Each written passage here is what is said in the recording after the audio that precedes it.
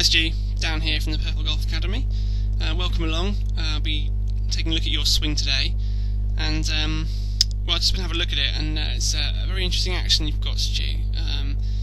Kind of a swing of two halves, I'd describe this as. The backswing there is a little bit unorthodox, we should say, and not your typical top of the backswing position, but actually the downswing is very, very good, and you managed to hit some great spots coming down. Good release of the club, and I'm not surprised that you're a pretty consistent player off your handicap. And Steve is telling me that you're a lot better than you think you are, actually. So let's see if we can't help you pick up some money from the other boys next time you're out there. So let's have a little look at you and see what goes on in this swing of yours, then, Stu, and see if there's a few things we can help you with. So first things first, the setup. I think there's a few things here that will really make a difference to your swing. If you look at you from down the line here, these legs are quite straight here. So you're standing very tall to the ball. Effectively your legs and your upper body here are forming almost like a straight line, and your hips are very much over the middle of your feet. The issue with that is it's going to make it very difficult for you to really use the ground well during your swing. You want to be nice and poised and kind of low on the ground so that you can really move and use those legs and fire those legs in the swing. When you're standing tall like this, it makes you light on your feet, and you tend to just use your arms more and not the sort of more powerful muscles in your body. So what I'd like to see with you is that you feel like you sit more into your posture so that your backside is more out behind you, so your backside should be kind of comfortably behind your heels here. And then there'll be a bit more knee flex going on, so you should end up somewhere like that. And then your upper body will be more tilted over, and that'll put you in a more kind of athletic and more balanced position, with a lower centre of gravity, in a position from where you can really turn and fire those legs during the swing. So that's the first thing that I'd pick up on in your setup here, Stu. And the other thing as well is it looks like your hands are quite high. It's probably a product of the previous point, but your arms and the club there are almost forming a straight line. It's not a very distinct angle that we've got there, and that again is going to make it difficult for the wrists to work properly during the swing.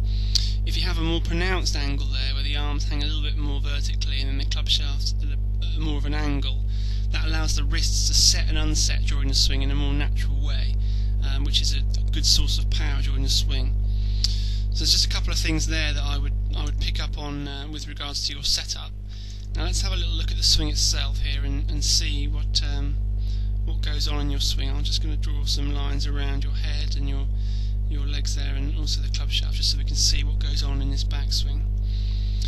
So your first move, because of that setup position there, your wrists go up and the club goes down there, and that sets the tone for quite a sort of tilty backswing here. So the club gets very, very kind of flat at this point here in the backswing, and the left shoulder is going very much down, and that head's moving in towards the ball. So you get a position here where you're kind of looking back at the ball almost from the top of the swing here, looking back at it with your sort of left eye, and your weight is now kind of on that left toe, which from there is going to make it difficult to drive the legs as we would like. And as you start down, this is where you really do a great job of recovering nicely, because you do fire that right leg and you drop that club back onto the plane line, and that's a great position to be hitting there at impact with that club exactly back on that original shaft line. So that's something that any player would be pleased to see, and also that position there through impact, again with the shaft tracking out on that plane line, that's going to lend itself to hitting a lot of very straight shots. So that's really good, Stu. So we certainly don't want to be changing anything about the way that your club approaches the ball coming into impact. And again, the release there, that club's coming out parallel to that plane line. So really, if you're that's exactly bang on the plane line there, before and after impact, that's a recipe for hitting the ball very straight. So excellent things there, as I mentioned at the start in your swing. So I'd just be looking to try and make a few changes to the posture, just to make it easier to be more consistent, and also just to be able to fire those legs a bit more during the swing, and therefore generate a bit more power. But yeah, as as I say, some excellent things going on there in your swing. So let's have a look from face on now and just see some of those things in a bit more detail. Let's just get you to your start position here. Okay. So pretty good setup position. The right hip's nicely inside the right heel there, which is what we look for. It means that you're going to be able to turn your body during the backswing.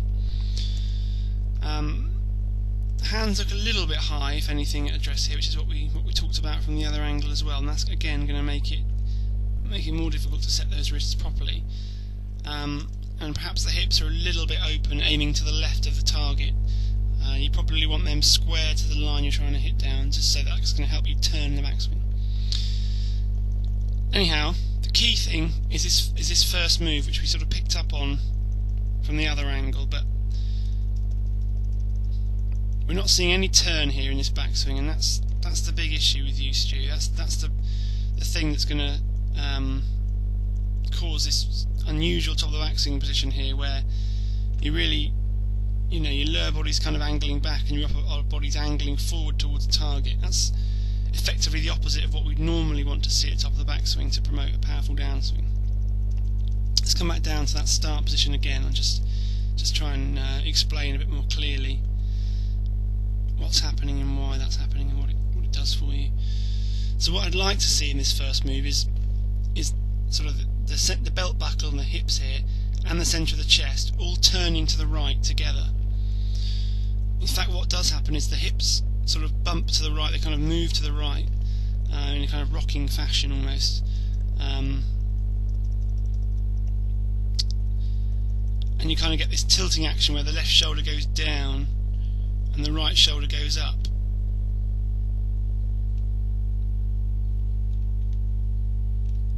Which isn't actually a turn at all, really. It's just kind of your left shoulder goes down towards your left toe and your right shoulder goes up towards the sky, and you get this kind of slightly ungainly looking position at the top here. I'm just going to bring in a clip here I've got of Tiger.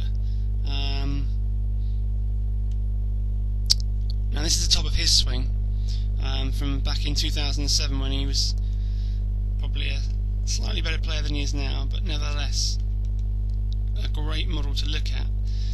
Now that's the way your body kind of looks at the top of your swing. Now you can see with his body here, his lower body's kind of angled to the target, his left hip's quite forward there, but his upper body's very definitely angled away, and that really allows him to ease those hips towards the target in the downswing, and the arms drop into a nice powerful shallow position where he can really hit the ball quite hard. With you there, you look quite tall at the top, Stu, and it's going to be more difficult to fire those legs. So the answer for you is just from the start of your swing, you want to feel as though you're going to allow your belt buckle to turn as you start your swing and your right shoulder to work behind you. So you feel like your shoulders are a bit more level, and that right shoulder is just going to work behind you as you start your swing, and your right hip as well is just going to work behind you. So the head stays centred, which you do a good job of, but we want you lower, we want your backside out behind you more, and we want you more turned so that your upper body can angle back a bit at the top here, and you'll be nicely stacked behind the ball. Because at the moment you're quite sort of rogue line there. You're leaning forward onto your left toe at the top of the swing here, which is, as I say, going to make the downswing more tricky.